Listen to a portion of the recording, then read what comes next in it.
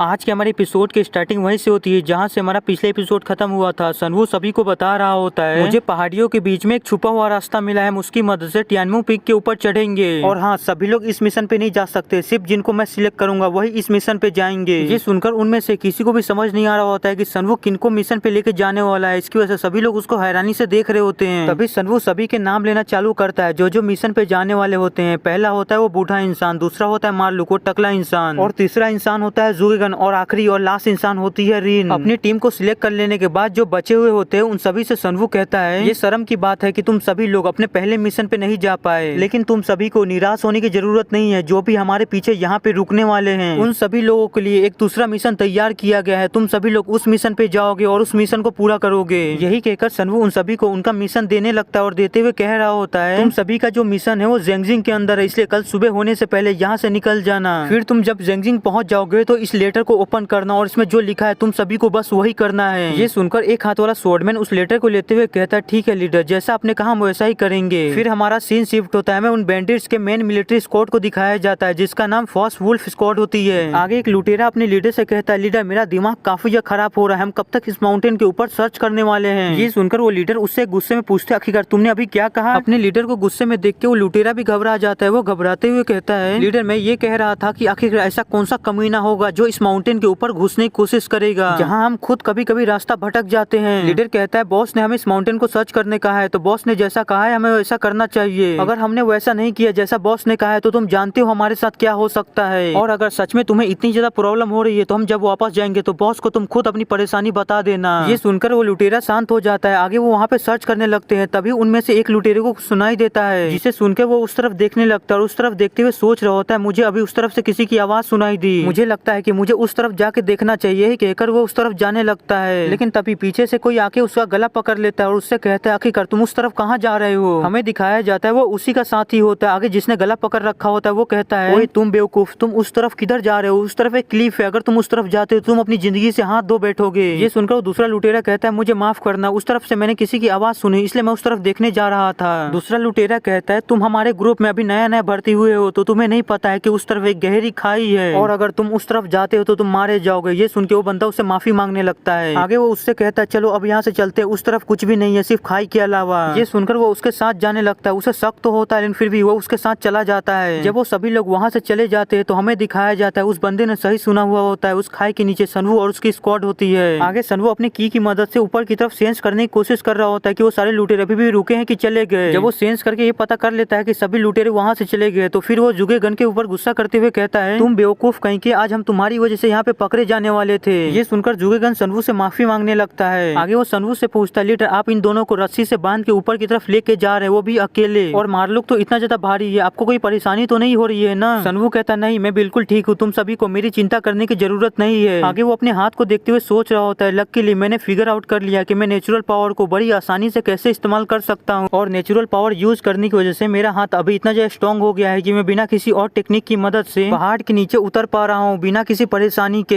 ऐसी वो सभी लोग नीचे की तरफ उतर ही रहे होते कि तभी वो देखते हैं कि उनके नीचे खाई है, जिसे देख के वो सभी लोग उसके अंदर कूद जाते हैं। और कूदने के बाद उस जगह को देखते हुए कह रहे होते, क्या सच में इस जगह पे ऐसी कोई जगह एग्जिस्ट भी करती है। लेकिन तभी वो सभी लोग अपने सामने एक गुफा को देख के और भी ज्यादा चौंक जाते। वो कहते, क्या एक गुफा। तभी रिन सनवू से पूछती, क्लैन लीडर आखिर आपने इस जगह को कैसे ढूंढा, आपको इस जगह के बारे में कैसे पता चला। सनवू कहता, रिन मुझे पहले भी ऐसे कई बार फील हो चुका है कि तुम ऐसे सवाल पूछती हो जैसे कि तुम मुझे इन्वेस्टिगेट कर रही हो। ये सुनकर तो रिन और जुगेगन दोनों के ही होश उड़ जाते हैं, दोनों ही काफी ज्यादा परेशान हो जाते हैं। आगे रिन सनवू से माफी मांगते हुए कहती, क्लैन लीडर मुझे माफ कर दीजिएगा, मैं अपनी क्यूरियोसिटी के चक्कर में अपनी लाइन को क्रॉस कर गई। सनवू कहता है, ठीक है कोई बात नहीं, और रही इस जगह की बात, तो इस जगह को मैंने नहीं, मेरे फादर ने ढूंढा था, उन्होंने ही मुझे इस जगह के बारे में बताया था, लेकिन उस समय मुझे इसके बारे में ज्यादा कुछ समझ में नहीं आया था। लेकिन धीरे धीरे आगे चल के मुझे ये रियलाइज हुआ कि इस जगह का असली रोल क्या है। लेकिन तभी मार्लोक एक पत्थर के ऊपर कुछ लिखा हुआ देखता है, जिसे देख के वो कहता है, यहाँ पे कुछ लिखा हुआ है, लेकिन मार्लोक को इन शब्दों का मतलब नहीं समझ में आ रहा है। ये सुनकर सनवू वहाँ पे जाता है और मार्लोक को उस पत्थर पे जो लिखा है वो पढ़ के बताता है। उस पत्थर के ऊपर लिखा हुआ होता है एक हिडन केव, एक ऐसी गुफा जिसके अंदर कोई भी बिना डिटर्मिनेशन के जाता है तो उसे मौत का सामना करना पड़ेगा। ये सब पढ़ के सनवू सोचता है, मैं बिल्कुल सही जगह पे आया हूँ, ये गुफा टियानमू पीक के ऊपर जाने का एक छुपा हुआ रास्ता है। और बस इतना ही नहीं, आज से 200 साल पहले पूरे मार्शल आर्ट वर्ल्ड के जो सबसे पावरफुल और ग्रेटेस्ट फॉर्मेशन एक्सपर्ट जो था उसके सारे रिलेटेड चीज भी यहीं पे है। हो सकता है कि मुझे काफी सारे अच्छे अच्छे आइटम यहीं से मिल जाए। इसी के साथ वो सभी लोग मसाल जला के गुफा गुफा के अंदर जाने लगते हैं, लेकिन जुगेगन काफी ज्यादा डरा हुआ होता है और डर के मारे कांप रहा होता है। जिसे देख के सनवू कहता है यहाँ पे सभी लोग शांत है, सिर्फ एक इंसान को छोड़ के। उसे देख के ऐसा लगता है कि वो भी यहाँ पे बैठ के रोने लगेगा। जुगेगन कहता है क्लैन लीडर्स, हिडन केव के अंदर घुसने का डिसीजन सच में काफी ज्यादा खतरनाक है, क्योंकि मैंने दुनिया के सबसे बड़े फॉर्मेशन एक्सपर्ट के बारे में जितना भी सुना है उसके हिसाब से वो पूरी तरह से पागल था। वो इतना बड़ा पागल इंसान था कि उसने एक छोटे से आर्गुमेंट के लिए एक बहुत ही बड़े शेख को अकेले ही खत्म कर दिया था, और उसके केव में घुसना ये तो पूरी तरह से सुसाइड करने के बराबर है। सनवू कहता है तुम्हें इसके बारे में चिंता करने की जरूरत नहीं है, मैंने पहले भी तुमसे कहा है कि मैं सिर्फ उन्हीं लोगों को यहाँ पे लेके आया हूँ जिनके पास इस केव को ब्रेक थ्रू करने की ताकत है या टैलेंट है। यही कहकर वो सभी लोग गुफा के और अंदर जाने लगते और बस कुछ ही समय में वो एक एंट्रेंस के पास आ जाते हैं, जिसे देख के सनवू मुस्कुराते हुए कहता है फाइनली हम यहाँ पे पहुंच गए। और इसी के साथ वो सभी लोग एंट्रेंस से अंदर एंटर करते हैं, और अंदर जैसे एंटर करते हैं वहाँ पे काफी ज्यादा रोशनी होती है, जिसे वो सभी लोग काफी ज्यादा हैरानी से देख रहे होते हैं। तभी वो ओल्ड मैन सनवू से कहता है क्लैन लीडर, जैसे हमने यहाँ पे एंटर किया मुझे कुछ अजीब सा ठंडा सा ऑरा सेंस हुआ, महसूस हुआ। सनवू कहता है जब हम अंदर आ रहे थे तो एंट्रेंस के ऊपर फर्स्ट कंपार्टमेंट लिखा था, तो पक्का ये जगह वो होनी चाहिए, द फर्स्ट ट्रायल। ये सुनकर मार्लुक वहाँ पे देखते हुए कह रहा होता है यहाँ पे मार्लुक सिर्फ पानी के अलावा कुछ भी नहीं देख पा रहा है। जुगेगन कहता है कि नेचुरली इस जगह को बने काफी लंबा समय हो गया और नेचुरल फिनोमेना की वजह से इस जगह पे पूरी तरह से पानी भर गया है। क्लैन लीडर, मुझे लगता है कि हमें पीछे हट जाना चाहिए और हमें कोई और रास्ता तलाश करना चाहिए ऊपर जाने का। सनवू कहता है हम इस जगह से कहीं नहीं जाने वाले, इस जगह को ध्यान से देखो, यही है ट्रायल ग्राउंड। ये सुनकर रिन वहाँ पे चारों तरफ देखने लगती है तो वो देखती है पानी के बीच में एक पत्थर है, जिसे देख के वो कहती है पानी के बीच में एक छोटा सा पत्थर है जिसपे कम से कम एक इंसान खड़ा हो सकता है। और ऐसा ही सेम चीज दूसरी तरफ भी है, दो लोगों को पानी के नीचे उतरना होगा और उस पत्थर के ऊपर जाना होगा। सनवू कहता है हाँ तुम सही हो, किसी एक को पानी के अंदर उतरना होगा और घोष फिश से बचते हुए स्विमिंग करके उस पत्थर के ऊपर जाना होगा। जुगेगन कहता है हाँ अच्छा हुआ, हमें बस हेवनली गोलिकल वाटर के अंदर तैर के जाना होगा। लेकिन तभी उसे रियलाइज होता है कि सनवू ने अभी क्या कहा। उसे जैसे ही रियलाइज होता है तो घबराते हुए कहता है क्लैन लीडर आपने अभी क्या कहा? हेवनली ग्लेसिकल वाटर, ये तो एक डिवाइन वाटर है ना, जो सिर्फ नॉर्थर्न सी आइस कैसल में मिलता है, जिसके अंदर एब्सोल्यूट कोल्डनेस होता है, और साथ ही साथ आर्मर घोष फिश, ये तो एक मोस्टीरियस फिश है जो अपने ऊपर एक स्टील के आर्मर जैसे प्लेट रखता है और दांत बिल्कुल एक ड्रिल जैसा। ये सुनकर सनवू कहता है क्या बात है, तुम्हें इसके बारे में तो काफी सारी जानकारी है। जुगेगन कहता है ये तो पूरी तरह से पागलपन है, क्या वो पागल हो गया था? उसने हेवनली ग्लेसिकल वाटर को रखा जिसमें एब्सोल्यूट कोल्डनेस होता है, और साथ ही साथ आर्मर घोष फिश को भी रखा जो एक बहुत ही ज्यादा खतरनाक मछली है। ये सब सुन के रिन सोच रही थी अगर किसी के पास काफी ज्यादा पावरफुल यान की ना रहे और उसके बावजूद भी उसने हेवनली ग्लेसिकल वाटर के अंदर एंटर किया हो तो जम के ही मर जाएगा। और साथ ही साथ आर्मर घोष फिश वो तो इतने ज्यादा ताकतवर होते हैं कि वो एक जेनिथ लेवल के एक्सपर्ट को भी खत्म कर दे। तभी सनवू मार्लोक से कहता है मार्लोक समय खत्म हो रहा है, जल्दी से मेरे सामने आ जाओ। ये सुन के मार्लोक कहता है ठीक है मास्टर मैं भी आता हूँ। वहीं पे रिन सोच रही होती है अब मुझे समझ में आया कि उसने छोटे लोगों को क्यों चुना, ताकि वो उन सभी लोगों को यहाँ पे लाके उन सभी लोगों का सेक्रीफाइस दे सके और आगे चल के उसको कोई प्रॉब्लम भी ना हो। यून सनवू अगर तुमने यहाँ पे कोई भी हरकत की और किसी को भी कुछ भी करने की कोशिश की तो मैं वादा करती हूँ तुमसे मैं तुम्हारे सर को तुम्हारे धड़ से अलग कर दूंगी अपनी स्वॉर्ड से। रिन अपना स्वॉर्ड निकालते हुए सोच रही होती है अगर इसने यहाँ पे किसी को भी सेक्रीफाइस करने की कोशिश की या उसे कुछ भी किया तो मैं इसका गला इसके धड़ से अलग कर दूंगी। लेकिन तभी रिन किसी चीज को देख के काफी हैरान हो जाती है। हमें दिखाया जाता है सनवू वहाँ पे किसी को भी सेक्रीफाइस करने वाला नहीं होता है, उसने मार्लोक को अपने सामने बैठा लिया होता है और साथ ही साथ वो भी उसके साथ बैठ जाता है। ये देख के मार्लोक सनवू से पूछता है क्लैन लीडर हम ऐसे यहाँ पे क्यों बैठे हैं? सनवू कहता है तुम्हें इसके बारे में ज्यादा सोचने की जरूरत नहीं है, तुम्हें जल्द ही इसके बारे में पता चल जाएगा। यही कहकर सनवू अपने हाथ को मार्लोक के पीठ पे रखता है और फिर अपनी इनर की को रिलीज करते हुए मार्लोक के शरीर में अपनी इनर की को डालने लगता है, जिसे रिन देख रही होती। तभी रिन सनवू के इनर की को महसूस करती है, जिसे महसूस करते हुए हैरान होते हुए सोचती है क्या इस इंसान ने पहले ट्रांसेंडेंट लेवल को रीच कर लिया है। वहीं पे सनवू मार्लोक के बॉडी में एनर्जी डालते हुए सोच रहा होता है इसने आज तक कोई मार्शल आर्ट को प्रैक्टिस नहीं किया है और ना ही सीखा है, फिर भी इसका मेरिडियन साफ और क्लियर है, जिसकी वजह से मार्लोक को कोई भी परेशानी नहीं होगी मेरे एनर्जी को एक्सेप्ट करने में और अपनी बॉडी में फ्लो करने में। आगे सनवू अपनी art of the energy transformation technique का यूज करता है और ये एक एनर्जी ट्रांसफॉर्मेशन टेक्निक होती है। इस टेक्निक की मदद से सनवू अपनी एनर्जी को किसी और की बॉडी में ट्रांसफर कर सकता है और सनवू जैसे ही अपनी एनर्जी को मार्लोक के शरीर में डालना चालू करता है मार्लोक को काफी ज्यादा दर्द होने लगता है, जिसे देख के सनवू मार्लोक से कहता है ये दर्द बस कुछ ही समय तक होगा इसलिए बिल्कुल भी हिलना मत और ऐसे ही बैठे रहना। ये सुनकर मार्लोक अपनी जगह से बिल्कुल भी नहीं हिलता है, वो सारे दर्द को बर्दाश्त कर रहा होता है। बस कुछ ही समय में वो सारा दर्द गायब हो जाता है। ये देख के सनवू सोच रहा होता है मार्लोक तुम्हारा जो कॉन्स्टिट्यूशन है वो सबसे ज्यादा अच्छा है इस ट्रायल को पास करने के लिए, क्योंकि तुम्हारे पास जो बॉडी है वो है फ्रोस्ट मार्शल बॉडी और तुम्हारी इसी बॉडी की वजह से तुम्हें कोल्ड से इम्यूनिटी मिली हुई है। आगे सनवू हमें बताता है जब अपनी मार्शल बॉडी को इवॉल्व कर रहा था और उसने जब अपनी मार्शल बॉडी को हेवीली डिफाइंड मार्शल बॉडी में इवॉल्व कर दिया था तो उसके बाद सनवू को एक स्किल स्किल मिला जिसका नाम था 100 स्पिरिट आई। इसकी मदद से सनवू अपने से कम लेवल वाले मार्शल बॉडी को देख सकता है और उसके एट्रीब्यूट को भी देख सकता है। और जैसे जैसे सनवू की मार्शल बॉडी इवॉल्व होती जाएगी, ताकतवर होती जाएगी, उसकी देखने की पावर भी बढ़ती जाएगी। आगे सनवू अपनी की को मार्लू की बॉडी में डालना बंद कर देता है और बंद करने के बाद सोच रहा होता है, मैंने अपनी इंस्टेंट शाइनिंग सेज की को और थंडर क्लाउड की को, दोनों ही की को इसकी बॉडी के अंदर डाल दिया है और इसके साथ ही साथ इसके पास इसकी मार्शल बॉडी भी है। तो अब मुझे लगता है कि मार्लू इस पानी को हैंडल कर सकता है। आगे सनवू जैसे ही अपनी की को डालना बंद करता है, मार्लू की आंखें बहुत ही तेज से चमकती है और फिर मार्लू अपनी बॉडी को देखते हुए सोच रहा होता है, मार्लू को अपनी बॉडी के अंदर एक अलग सी एनर्जी फील हो रही है। मार्लू को अपनी बॉडी काफी ज्यादा पावरफुल लग रही है। मार्लू को जैसे ही ऐसा महसूस होता है, मार्लू सनवू के सामने अपने घुटनों पे आ जाता है और सनवू को थैंक यू बोलते हुए कहता है, लीडर ने जो आज मार्लू के लिए किया है, मार्लू जब तक जिंदा रहेगा मार्लू कभी भी नहीं भूलेगा और मार्लू हमेशा लीडर के लिए लॉयल रहेगा।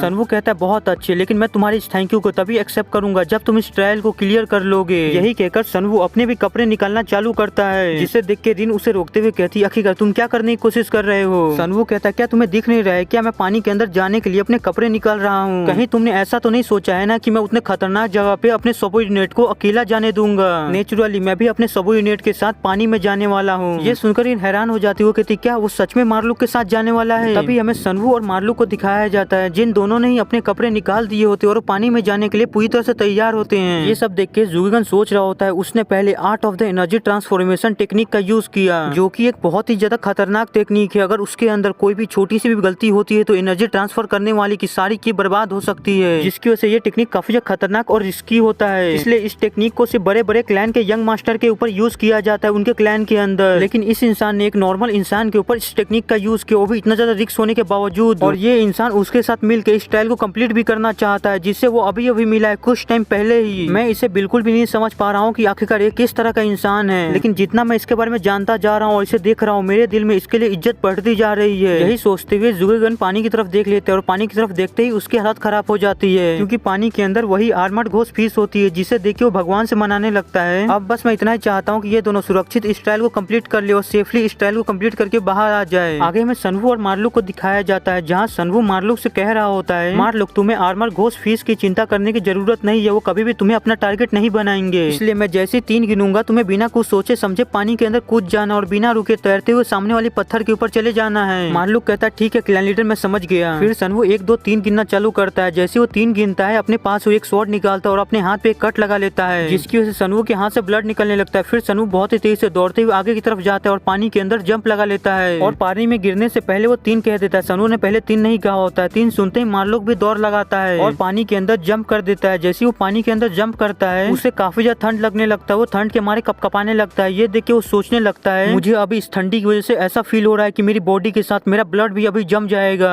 सच में ये पानी काफी ज्यादा खतरनाक और ठंडा है, लेकिन नहीं, मैं यहाँ पे ऐसी कमजोर नहीं पड़ सकता हूँ। अगर मैं यहाँ पे ऐसी कमजोर पड़ गया और इस ट्रायल को कंप्लीट नहीं कर पाया तो मेरी वजह से लीडर निराश हो जाएंगे और मैं ऐसा नहीं होने दूंगा, चाहे उसके लिए मुझे अपनी जान ही क्यों ना देनी पड़े। मार्लू कभी भी गिव अप नहीं करेगा क्लैन लीडर के लिए। यही सोचने के साथ मार्लू पानी के अंदर फिर से बहुत ही तेज से तैरने लगता है और उस पत्थर की तरफ जाने लगता है और पत्थर की तरफ जाते हुए सोच रहा था, जैसा कि मुझे लीडर ने कहा था, उनमें से आर्मर घोस्ट फिश में से कोई भी मुझे चेस नहीं कर रहा है। लीडर खुद मेरे लिए एक चारा बन गया, इसलिए मुझे लीडर के लिए जितनी जल्दी हो सके इस ट्रायल को कंप्लीट करना होगा। यही कहकर मार्लू पत्थर की तरफ तेजी से जाने लगता है, लेकिन तभी उसके शरीर में एक एनर्जी ग्लो करने लगती है, जिसे देख के मार्लू हैरान हो जाता है। तभी वो एनर्जी आसपास की सारी ठंडी को ऑब्जर्व करने लगता है और मार्लू को गर्मी देने लगता है। ये देख के मार्लू सोचते हैं, यार ये किस तरह की मिस्टीरियस एनर्जी है जो आसपास की सारी ठंडी एनर्जी को ऑब्जर्व कर रहा है और मेरे शरीर को गर्म कर रहा है। तभी उसे रियलाइज होता है कि ये भी सनवू ने किया है। जब वो कुछ देर पहले उसके शरीर में एनर्जी ट्रांसफर कर रहा था, वही सारी एनर्जी है ये, जिसे रियलाइज करते ही वो और भी ज्यादा इमोशनल हो जाता है, उस पत्थर की तरफ और भी तेजी से बढ़ने लगता है और बस कुछ ही समय की मेहनत के बाद वो उस पत्थर के पास पहुंच जाता है और उस पत्थर के पास पहुंचते ही जल्दी से उस पत्थर के ऊपर चढ़ जाता है और जोर जोर से सांसें लेने लगता है। तभी मार्लो अपने सामने वाले पत्थर की तरफ देखता है तो वो देखता है कि सनवू अभी तक वहाँ पे नहीं पहुंचा है, जिसे देखते ही वो काफी ज्यादा घबरा जाता है। वो पानी के अंदर चारों तरफ सनवू को ढूंढने लगता है। तभी वो पानी के अंदर एक जगह पे काफी सारी आर्मर्ड घोस्ट फिश को दिखता है जो सनवू का पीछा कर रही होती है और सनवू उन सभी से बच के भाग रहा होता है। इतनी सारी आर्मर्ड घोस्ट फिश को देख के मार्लो काफी ज्यादा घबरा जाता है। वो सनवू को चिल्ला के कहता है, क्लैन लीडर जल्दी तैरिए, उस पत्थर के पास पहुंचिए। वहीं पे हमें सनवू को दिखाया जाता है, जिसे इन सारी चीजों से कोई भी फर्क नहीं पड़ रहा होता है। वो सोच रहा होता है, मैंने सुना था कि इस पानी के अंदर एब्सोल्यूट कोल्डनेस है, लेकिन मेरे लिए पानी किसी नॉर्मल पानी से ज्यादा कुछ भी नहीं है। लेकिन किसने सोचा था मुझे फर्स्ट ट्रायल में ही इतनी बड़ी अपॉर्चुनिटी मिल जाएगी। सच में मेरा लक काफी ज्यादा अमेजिंग है। यही सोचते हुए बिल्कुल पानी की गहराई में आ जाता है और वो सारी आम घोस्ट फिश उसका पीछा कर रही होती है अभी भी। लेकिन सनवू वहीं पे बड़े आराम से लेट जाता है और हमें बताता है मेरे पास हेवनली डिफाइंड मार्शल बॉडी है, जिसकी वजह से मुझे 5 एलिमेंट के सामने एक अच्छी रेजिस्टेंस मिलती है। Metal, would, fire, earth and last water. In 5 element के सामने मुझे मेरी मार्शल बॉडी की वजह से एक हाई रेजिस्टेंस मिलती है। और बस इतना ही नहीं, मैं उन सारे एनर्जी को कैप्चर भी कर सकता हूँ और मेरी जो स्टन शाइनिंग सेज है वो उन सारी एनर्जी को ऑब्जॉर्व करके मेरी इनर की बना देती है। इसी के साथ सनवू पानी के अंदर के सारे कोल्ड एनर्जी को ऑब्जॉर्व करना चालू कर देता है और सारे पानी के कोल्ड एनर्जी उसके शरीर में जाने लगती है और जाते ही बस कुछ ही देर में उसका इनर की बनने लगती है। ये देख के सनवू हंसते हुए कहता है, ये तो लाजवाब है, मुझे इतना ज्यादा क्वांटिटी में इनर की मिल रहा है और वो भी बिल्कुल फ्री में। और ये जो इनर की है वो सच में काफी ज्यादा प्योर और एक्स्ट्रा ऑर्डिनरी है। फिर हमें रिन, जुगेगन और सोल्डमैन को दिखाया जाता है जो पानी के बाहर खड़े होते हैं और सनवू की चिंता कर रहे होते हैं। उन सभी को कोई भी आइडिया नहीं होता है कि पानी के नीचे क्या चल रहा है। तभी रिन सनवू को बचाने जाने लगती है। देख के जुगेगन उसे रोकते हुए कहता है, आखिरकार तुम क्या करने का सोच रही हो? रिन कहती है, मैं उसे बचाने जा रही हूँ इससे पहले कि काफी ज्यादा देर हो जाए। ये सुनकर जुगेगन कहता है, मिस रिन, ये काफी ज्यादा खतरनाक है, आपको वहाँ पे नहीं जाना चाहिए। रिन कहती है, दफा हो जाओ मेरे रास्ते से, मैं बस उसे बचाने जा रही हूँ। फिर हमें मार्लुक को दिखाया जाता है जो अपने सामने पानी में से काफी सारी एनर्जी को निकलते हुए देखता है, जिसे देख के वो कहता है, क्लैन लीडर, आखिरकार आप अंदर क्या कर रहे हैं? जल्दी से प्लीज बाहर आइए। लेकिन तभी पानी के अंदर एक बहुत ही बड़ा धमाका होता है, जिस धमाके को देख के जुगेगन, रिन और वोल्डमैन तीनों ही काफी ज्यादा हैरान हो जाते हैं। तभी हमें दिखाया जाता है पानी में धमाका होने की वजह से आर्मर घोस्ट फिश जो होते हैं वो पानी से बाहर आ गए होते हैं और वो सारे आर्मर घोस्ट फिश उन तीनों के ऊपर गिर रहे होते हैं, जिसे देख के वो तीनों ही आर्मर घोस्ट फिश को डॉच करने लगते हैं। लेकिन जैसे ही आर्मर घोस्ट फिश जमीन के ऊपर गिरते हैं तो वो तीनों ही देखते हैं कि आर्मर घोस्ट फिश तो पहले ही मारे गए हैं जल के। फिर हमें सनवू को दिखाया जाता है जो उस पत्थर के ऊपर पहुंच गया होता है और वो बिल्कुल ठीक होता है, उसे कुछ भी नहीं हुआ होता है। ये देख के मार्लुक काफी ज्यादा खुश होता है, वो कह रहा होता है, फाइनली मास्टर ऊपर आ ही गए और वो पूरी तरह से सेफ है, उन्हें कुछ भी नहीं हुआ, उन्हें एक खरोच तक नहीं आया है। आगे सनवू मार्लुक से कहता है, मार्लुक, तुम जिस पत्थर के ऊपर खड़े हो, क्या तुम्हें उस पत्थर के ऊपर कुछ अजीब सी चीज दिख रही है क्या? मार्लुक उसके ऊपर हाथ रखते हुए कहता है, हाँ मुझे मिल गया मास्टर, ये रहा। सनवू कहता है, बहुत अच्छे, जबकि तुम्हें मिल गया है तो जब मैं कहूँ तो एक साथ मेरे साथ उसको दबाना। मार्लुक कहता है, ठीक है मास्टर। सनवू कहता है, अब दबाओ। यही कहने के साथ वो दोनों ही एक साथ उसको दबाते हैं और वो दोनों जैसे उस पत्थर को एक साथ दबाते हैं वो जगह पूरी तरह से हिलने लगती है। ये देख के रिन हैरान होते हुए कहती है, आखिरकार ये क्या चल रहा है यहाँ पे? लेकिन तभी रिन देखती है कि उसके सामने जो पानी होता है वो काफी तेज से गोल गोल घूमने लगता है और ऐसे घूमते घूमते धीरे धीरे करके वो पानी पूरी तरह से वहाँ से गायब होने लगता है, जिसे देख के रिन सोचती है, आखिरकार अभी यहाँ पे क्या हुआ जिसकी वजह से पानी धीरे धीरे करके गायब होने लगा? लेकिन तभी सनवू उसे बुलाता है, वो स्टैंड बाय।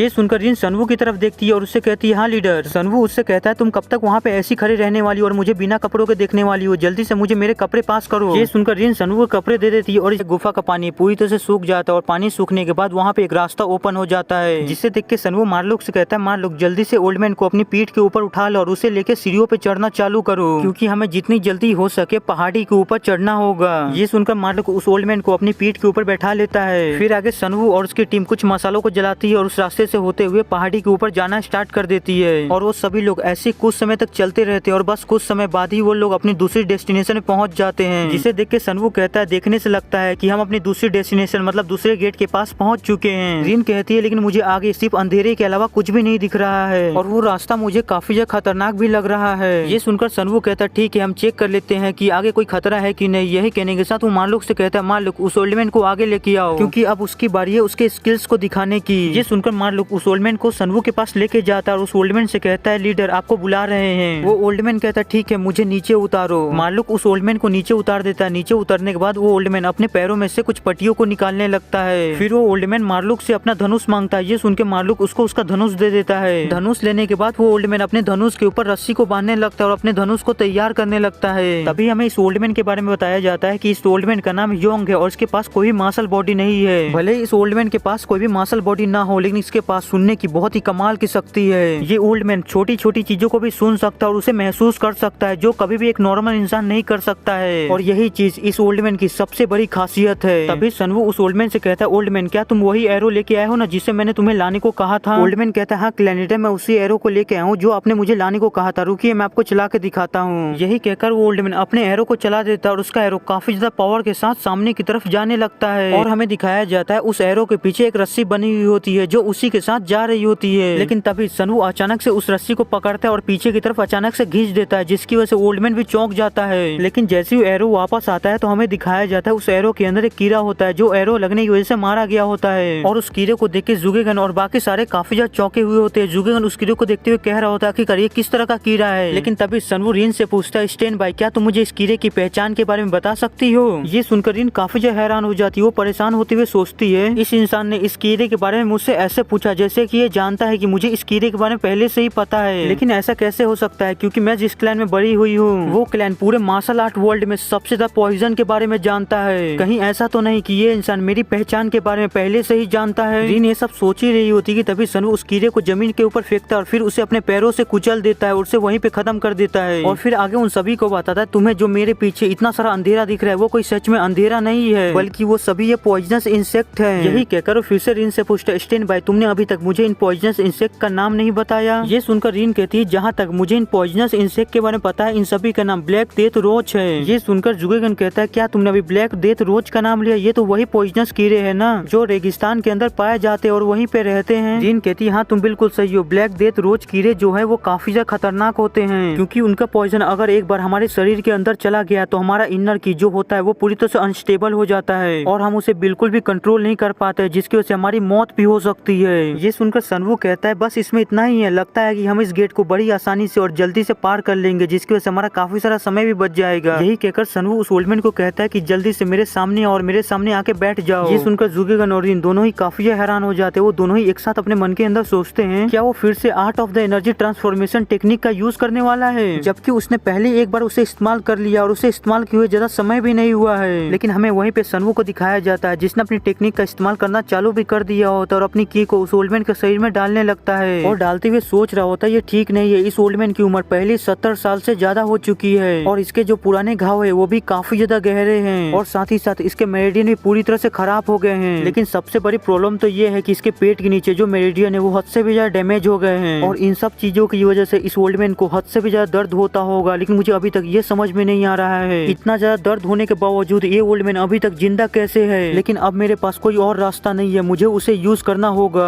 यही कहकर सनवू अपनी किसी स्किल का यूज करता है जिसकी वजह से उस ओल्डमैन के मुंह से खून आने लगता है और वहीं पे रिन सनवू के अंदर से उसकी एनर्जी को फील करते हुए सोच रही होती है तो नामुमकिन है, मैं इस इंसान के अंदर से उस इंसान जैसी सेम एनर्जी को फील कर पा रही हूँ, ऐसा कैसे हो सकता है। तभी हमें रिन उस इंसान के बारे में बताती है जिसकी एनर्जी की वो बात कर रही होती है। आगे वो बताती है जब हमने पहले दिन मुरीम यूनियन के अंदर एंटर किया था तब हमारे सामने एक ग्रैंड टूरिस्ट अपनी रिटायरमेंट स्पीच देने के लिए आए थे जो थे वुडेंग सेक के farmer leader sword says Z spiritual master. उस दिन जो हमने उस इंसान के अंदर से की महसूस की थी आज हम सनवू के अंदर से वही सेम की महसूस कर पा रहे हैं। अब हमें इस बात पे पूरा भरोसा हो गया है कि हम इस इंसान के बारे में बिल्कुल गलत थे। इस इंसान का कोई भी डिमोनिक सेक्स से कोई भी लेना देना नहीं है, ना इसने कभी भी कोई भी डिमोनिक आर्ट सीखा है। वो दोनों ऐसा सोच ही रहे होते कि तभी हमें सनवू को दिखाया जाता है जिसने अपनी टेक्निक को कंप्लीट कर लिया होता है और वो ओल्डमैन की बॉडी हील होना चालू हो जाती है, जिसे देख के सनवू कहता है फाइनली ये खत्म हुआ। तभी सनवू के सामने काफी सारी नोटिफिकेशन आना चालू हो जाती है जहाँ सिस्टम सनवू को बताता है उसने एक हिडन क्वेस्ट को पूरा कर लिया है। हिडन क्वेस्ट की रिक्वायरमेंट होती है सनवू को 30 लोगों की क्रिटिकल कंडीशन को ठीक करना होता है जो सनवू ने पूरा कर लिया होता है, जिसकी वजह से सनवू को काफी लार्ज अमाउंट में एक्सपीरियंस मिलता है और साथ ही साथ एक एडिशनल रिवॉर्ड भी मिलता है जो कि होता है मेडिकल आर्ट। ये सब देख के सनवू काफी ज्यादा चौंका हुआ होता है। वो सोच रहा होता है उन सारी लड़कियों की क्रिटिकल कंडीशन को ठीक करना मेरे लिए काफी ज्यादा फायदेमंद रहा। तभी सनवू के पास और भी ज्यादा नोटिफिकेशन आती है जहाँ सनवू को बताया जाता है सनवू ने एक नए मेडिकल स्किल की खोज की है जो आज से पहले इस दुनिया में एग्जिस्ट नहीं करती थी और इसकी वजह से सनवू की जो मेडिकल आर्ट की स्किल होती है जो अभी A+ रैंक की होती है उसे इवॉल्व करके सेज मेडिकल आर्ट में बदल दिया गया है और साथ ही साथ उसकी रैंक भी बढ़ा दी गई है, उसकी रैंक AA रैंक की कर दी गई है। ये सब देख के सनवू कहता है ये सुनने में कितना ज्यादा मजाकिया लगता है कि एक नेक्रोमेंसर एक हीलर की क्लास को ऑब्टेन कर सकता है। एक नेक्रोमेंसर का स्किल होता है कि किसी डेड बॉडी के अंदर से उसके स्केलेटन को जगा के उसका यूज करना। पहली बार किसी नेक्रोमेंसर को किसी हीलर की स्किल मिली हुई होगी। मैं नेक्रोमेंसर होने के साथ ही साथ एक हीलर भी बन गया हूँ। अब फिर आगे सनवू उस ओल्डमैन से कहता है ओल्डमैन ये खत्म हो गया, अब तुम खड़े हो सकते हो।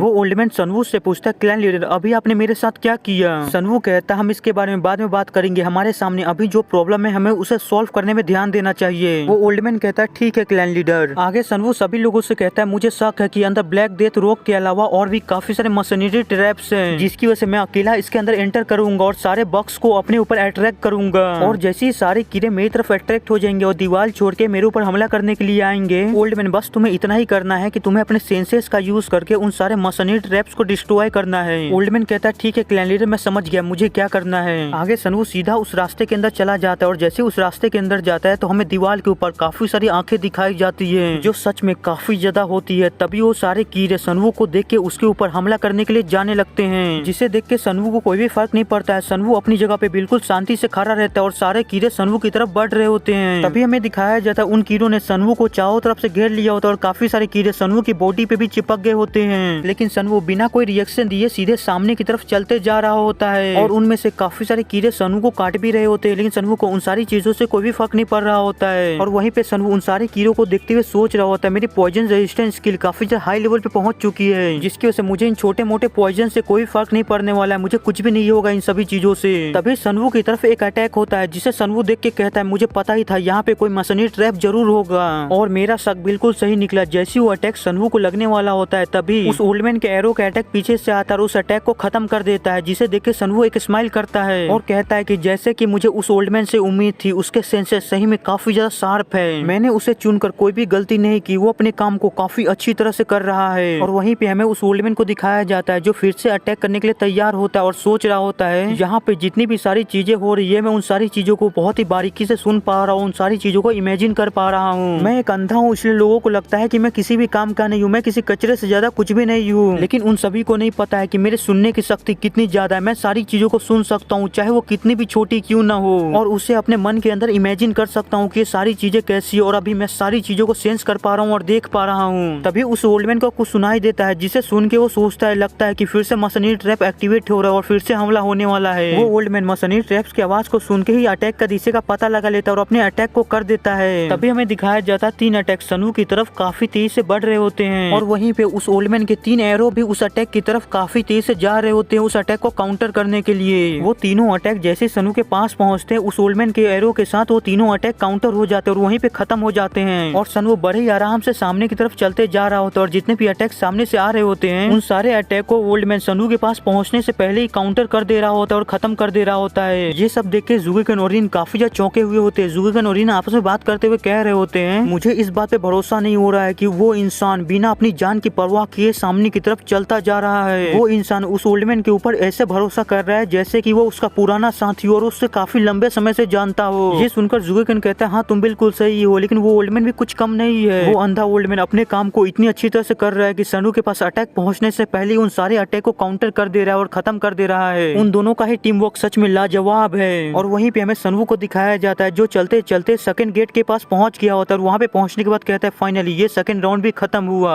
यही कहकर सनू दरवाजे के पास जो एक लीवर होता है उसे नीचे की तरफ कर देता है और सनू जैसे उस लीवर को नीचे की तरफ करता है तो हमें दिखाया जाता है सनू के सामने जो दरवाजा होता है वो खुल गया होता है। सनू ने दरवाजे के पास जो लीवर होता है उसे नीचे की तरफ कर दिया होता है जिसकी वजह से सनू के सामने जो दरवाजा होता है वो खुल गया होता है और साथ ही साथ सनू के शरीर पे जो कीड़े होते हैं सनू अपनी एनर्जी का यूज करके उन सभी को खत्म कर देता है। फिर आगे वो सभी लोगों से कहता है हमारे आगे जाने का दरवाजा खुल चुका है तो हमें नेक्स्ट ट्रायल के लिए जाना चाहिए। ये सुन के सभी लोग कहते हैं ठीक है क्लैन लीडर। फिर आगे वो सभी लोग नेक्स्ट ट्रायल के लिए जाने लगते हैं और वहीं पे रिन जाते हुए उस ओल्ड मैन को देखते हुए सोच रही होती है इस ओल्ड मैन को देखो जब हम यहाँ पहली बार आए थे तो मार्लोक इसे अपने कंधे पे उठा के चला करता था, लेकिन अभी देखो हम काफी लंबे समय से चलते आ रहे हैं लेकिन इस ओल्ड मैन के अंदर बिल्कुल भी थकान का एक कतरा भी महसूस नहीं हो रहा है मुझे। और ये सारी चीजें तब से हुई है जब से लीडर ने अपनी art of the energy transformation technique का यूज किया है इस ओल्ड मैन के ऊपर। क्या ऐसा हो सकता है कि लीडर उस बच्चे के ऊपर भी नहीं, मैं इतनी जल्दी उस बच्चे को कोई भी उम्मीद नहीं देना चाहती हूँ, क्योंकि अगर मैंने उस बच्चे को कोई भी उम्मीद दी और वैसा नहीं हुआ तो ये काफी ज्यादा बुरा होगा उसके लिए। अभी हमें इस बच्चे के बारे में ज्यादा बताया नहीं गया कि रिन किस बच्चे की बात कर रही है, लेकिन आगे धीरे धीरे करके स्टोरी में जल्दी ही उसके बारे में पता चल जाएगा हमें। आगे वो सभी लोग ऐसे चलते चलते थर्ड ट्रायल के पास पहुंच जाते हैं, लेकिन वो जगह पूरी तरह से खाली होती है, वहाँ पे कुछ भी नहीं होता है, जिसे देख के मार्लुक कहता है क्लैन लीडर ये जगह तो पूरी तरह से खाली है, मार्लुक को ये जगह काफी ज्यादा अजीब लग रही है। सनवू कहता है मार्लुक तुम्हें ये जगह जैसे दिख रही है ये जगह वैसी बिल्कुल भी नहीं है, क्योंकि इस जगह पे ऐसी काफी सारी चीजें हैं जो हम अभी अपनी आंखों से देख नहीं पा रहे हैं। क्यों मैंने सही कहा ना ज़ुगेकन, यहाँ पे एक फॉर्मेशन को बिछाया गया है जिसकी वजह से हम सारी चीजों को देख नहीं पा रहे हैं। अचानक से ये सुन के ज़ुगेकन चौंक जाता है, वो परेशान होते हुए कहता है हाँ क्लैन लीडर आप बिल्कुल सही कह रहे हैं, इस जगह को एक फॉर्मेशन से छुपाया गया है। यही कहकर वो अपने मन के अंदर सोचता कि ये किस तरह का खतरनाक इंसान है, इसने बस अपनी एक नजर में ही बता दिया कि इस जगह पे एक फॉर्मेशन को लगाया गया है, लेकिन इस इंसान को इसके बारे में कैसे पता है कि मुझे फॉर्मेशन के बारे में जानकारी है। पहले इसने मिस रिन से पॉइजन के बारे में पूछा, फिर इसने मुझसे फॉर्मेशन के बारे में पूछा, कहीं ऐसा तो नहीं कि ये हमारी पहचान के बारे में कुछ जानता हो। नहीं, भले ही हमारी पहचान के बारे में कुछ भी जानता हो, लेकिन यहाँ पे अपनी पहचान को रिवील करना ये खतरे से खाली नहीं होगा। अगर हमने यहाँ पे अपनी पहचान को रिवील कर दिया और इस बंदे ने हम पे अटैक करने की कोशिश की, हमारे साथ कुछ भी करने की कोशिश की, तो हम इसे बिल्कुल भी नहीं रोक पाएंगे, क्योंकि ये एक ट्रांसेंडेंट एक्सपर्ट है और साथ ही साथ ये लोगों को चुनने में भी काफी ज्यादा अच्छा है। ये यहाँ पे सिर्फ उन्हीं लोगों को लेके आया है जो यहाँ की ट्रायल को पास करवाने में इसकी मदद कर सकते हैं। मैं इस इंसान को कम नहीं समझ सकता हूँ। अभी हमारे लिए यही अच्छा होगा कि ये जैसा चाहता है मैं इसके हिसाब से वैसा ही करूँ। यही सोचकर जुगेगन सनवू से कहता है, क्लैन लीडर मुझे लगता है कि ये एक ऐसा फॉर्मेशन है जो हमें किसी ऑब्जेक्ट को देखने से रोकती है। सनवू कहता है, जुगेगन क्या तुम इसे सॉल्व कर सकते हो? ये सुनकर जुगेगन खामोश हो जाता है। वो कुछ समय तक ऐसी खामोश करा रहता है। फिर वो सनवू से कहता है, मैं ये बात पक्का तो नहीं कह सकता हूँ कि मैं इस फॉर्मेशन को सॉल्व कर सकता हूँ कि नहीं, लेकिन मैं एक बार ट्राई करके जरूर देखना चाहूंगा।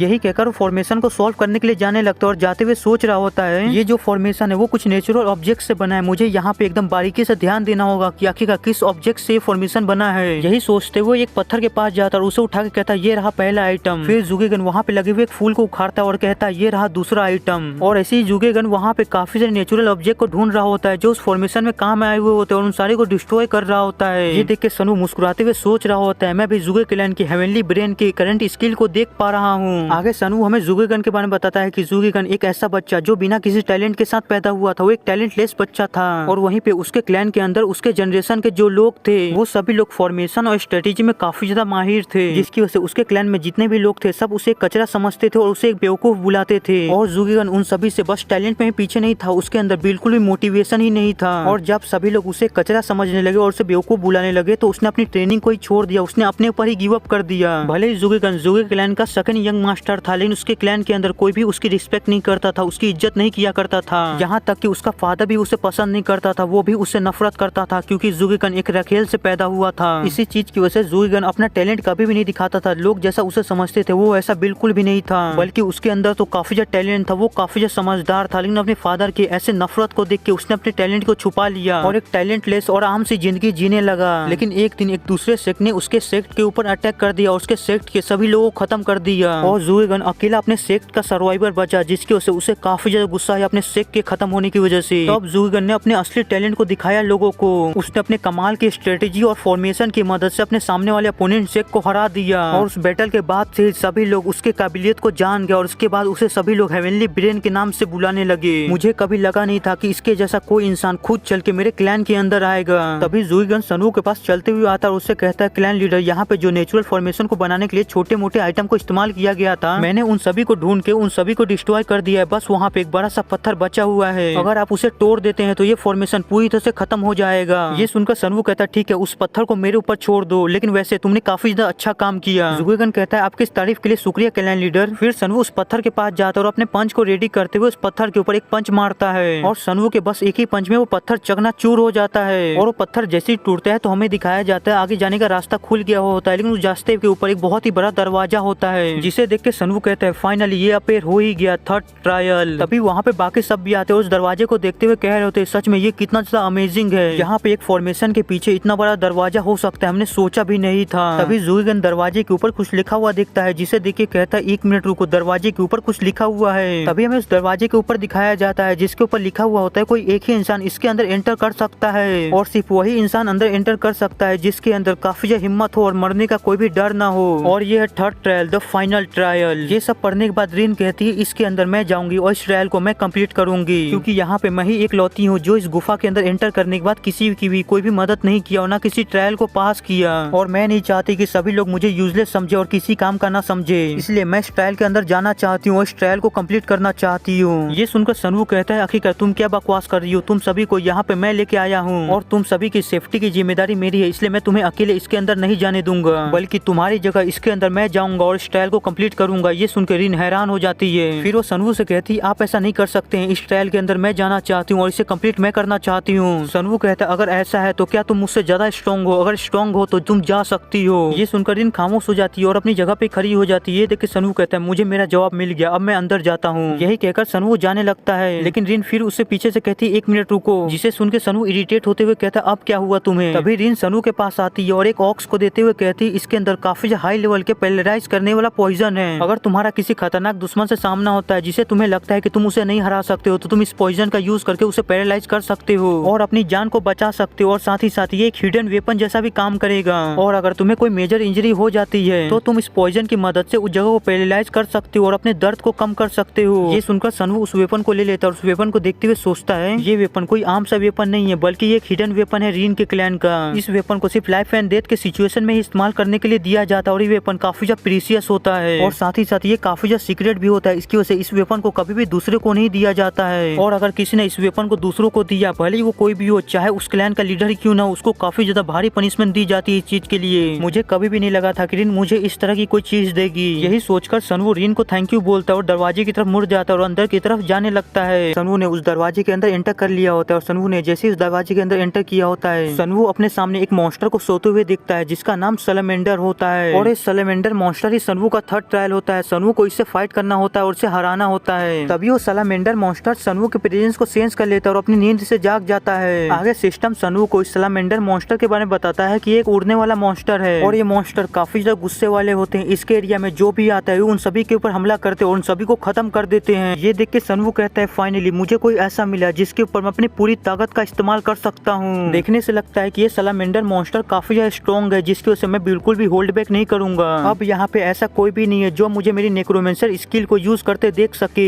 जिसकी वजह से मैं बड़े आसानी से अपनी नेक्रोमेंसर स्किल का यूज कर सकता हूँ। यही कहने के साथ सनवू जमीन पे फॉर्मेशन को एक्टिवेट करता है और कहता है जागो मेरे स्केलेटन सोल्जर्स। सनवू के इतना कहने के साथ ही सनवू के स्केलेटन सोल्जर्स की आर्मी वहाँ पे खड़ी हो जाती है, जिसे सनवू कमांड करते हुए कहता है जाओ मेरे स्केलेटन सोल्जर्स की आर्मी उस मॉन्स्टर के ऊपर हमला करो और सैलमेंडर मॉन्स्टर को खत्म कर दो। उन स्केलेटन सोल्जर्स को अपने ऊपर अटैक करते हुए देख के वो सैलमेंडर मॉन्स्टर भी उन सभी के ऊपर अटैक करने के लिए जाने लगता है, और वो सैलमेंडर मॉन्स्टर जैसे उन स्केलेटन सोल्जर्स के पास पहुंचता है वो दहाड़ मारता है, जिसकी वजह से काफी सारे स्केलेटन सोल्जर्स तो उसके दहाड़ से ही उड़ जाते हैं और उन दोनों की फाइट स्टार्ट हो जाती है। लेकिन ये फाइट बिल्कुल एक तरफा होती है क्योंकि सैलमेंडर मॉन्स्टर उन सारे स्केलेटन सोल्जर्स से काफी ज्यादा ताकतवर होता है, जिसकी वजह से सैलमेंडर मॉन्स्टर उन सारे स्केलेटन सोल्जर्स को बड़ी आसानी से मारने लगता है, बिल्कुल कीड़े मकोड़ों की तरह कुचलने लगता है, और वो स्केलेटन सोल्जर्स उस मॉन्स्टर को एक खरोच तक नहीं मार पा रहे होते हैं। ये देख के वहाँ पे जितने भी बचे हुए स्केलेटन सोल्जर्स होते हैं वो सभी लोग मिलकर उस सैलमेंडर मॉन्स्टर के ऊपर मिलकर अटैक करते हैं, लेकिन उस सैलमेंडर मॉन्स्टर इतना ज्यादा पावरफुल होता है कि वो उन सभी के अटैक को बड़ी आसानी से ब्लॉक कर देता है और उन सभी को पीछे धकेल देता है। लेकिन तभी हमें स्वॉर्ड मास्टर यूनलेन को दिखाया जाता है जो काफी तेज से उस सैलमेंडर मॉन्स्टर की तरफ बढ़ रहे होते हैं और उस सैलमेंडर मॉन्स्टर के पास जाके अपनी स्वॉर्ड से एक स्लैश करते हैं, जिसकी वजह से उस सैलमेंडर मॉन्स्टर का एक हाथ कट जाता है। स्वॉर्ड मास्टर यूनलेन का अटैक इतना ज्यादा पावरफुल और तेज होता है कि वो सैलमेंडर मॉन्स्टर उसे देख तक नहीं पाता, उसे रिएक्ट करने का मौका तक नहीं मिलता है। स्वॉर्ड मास्टर यूनलेन की पावर को फील करके वो सैलमेंडर मॉन्स्टर जल्दी से हवा में उड़ जाता है, उनसे दूरी बना लेता है, जिसे देख के स्वॉर्ड मास्टर यूनलेन उसके सामने आके खड़े हो जाता है और उसे बहुत ही खतरनाक लुक दे रहे होते हैं जैसे कि वो उसे चैलेंज कर रहे हैं। वहीं पे हमें सैलमेंडर मॉन्स्टर को दिखाया जाता है जो अपना हाथ कटने की वजह से काफी ज्यादा गुस्से में आ गया होता है। वो अपनी पावर को काफी तेज से बढ़ाने लगता है जिसकी वजह से उसकी पावर ओवरफ्लो होकर उसके चारों तरफ घूमने लगती है, जिसे देख के सनवू कहता है सैलमेंडर मॉन्स्टर अपनी पावर को काफी ज्यादा ग्रेटली इंक्रीज कर रहा है, लगता है कि ये मॉन्स्टर कोई खतरनाक अटैक करने वाला है। सनवू इतना कहता है कि तभी वो सैलमेंडर मॉन्स्टर अपना एक बहुत ही ज्यादा पावरफुल अटैक उन सभी के ऊपर कर देता है। ये देख के सनवू सभी लोगों को उस अटैक को डॉज करने के लिए कहता है, यही कहकर खुद भी उस अटैक को जल्दी से डॉज करता है। सनवू ने तो उस अटैक को डॉज कर लिया होता लेकिन बाकी सारे स्केलेटन सोल्जर्स उस अटैक को डॉज नहीं कर पाते, काफी सारे स्केलेटन सोल्जर्स उस अटैक के नीचे आके मारे जाते हैं। ये देख के सनवू को काफी ज्यादा गुस्सा आता है, वो कहता है बस बहुत हो गया, तुम हवा में हो, इसका मतलब ये नहीं कि मैं तुम पे अटैक नहीं कर सकता हूँ, चलो मैं तुम्हें दिखाता हूँ कि तुम्हारी फ्लाइंग एबिलिटी भी मेरे सामने कुछ भी नहीं है, मैं उसे भी खत्म कर सकता हूँ। यही कहकर सनवू वहाँ पे 2 और स्पेल को कास्ट करता है जिसके अंदर से लीडर क्वाक और लिजार्ड मॉन्स्टर निकलते हैं। जिसने भी मेरे सारे एपिसोड को देखा है उन सभी को पता है कि ये दोनों कौन है, जिसने भी नहीं देखा है आप जाके देख सकते हैं। आगे हमें बताया जाता है सनवू ने यहाँ पे अपनी रिवाइव स्किल का यूज किया है जिसकी वजह से सनवू ने इन दोनों को जिंदा कर दिया है। तभी हमें रिवाइव स्किल के बारे में बताया जाता है कि रिवाइव स्किल नेक्रोमेंसर की सबसे पावरफुल स्किल में से एक है। ये स्किल नेक्रोमेंसर को ये अलाउड करता है कि उसने जितने भी मॉन्स्टर को मारा है वो उन सभी को जिंदा करके उन सभी की पावर का इस्तेमाल कर सकता है, और नेक्रोमेंसर जिस भी मॉन्स्टर को फिर से जिंदा करेगा मरने के बाद उन सभी की पावर पहले जैसी ही रहेगी जैसे मरने से पहले थी। सनवू सोच रहा होता है मुझे लगा नहीं था कि मुझे अपनी रिवाइव स्किल का यहाँ पे यूज करना पड़ेगा, लेकिन अच्छा हुआ मेरी रिवाइव स्किल यहाँ पे काम कर गई क्योंकि वो लिजार्ड मॉन्स्टर और लीडर क्वाक दोनों ही एक मॉन्स्टर में तब्दील हो गए थे,